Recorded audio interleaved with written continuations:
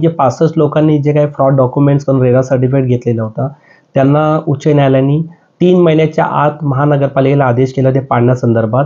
आणि जरी त्या बिल्डिंगा भरलेल्या असतील, पोलीस बंदोबस्त देऊन ते खाली करून त्यांना पाडण्यासाठी सांगितले. त्यापैकी 65 पैकी महानगरपालिकेने जे ॲफिडेव्हिट दिलेला होता, त्याच्यामध्ये त्यांचं म्हणणं असं होतं की 5 बिल्डिंग ज्या त्या त्यांच्या ज्युडिक्शनमध्ये येत नाही, म्हणजे 4 MIDCमध्ये आणि 1 MMRDमध्ये.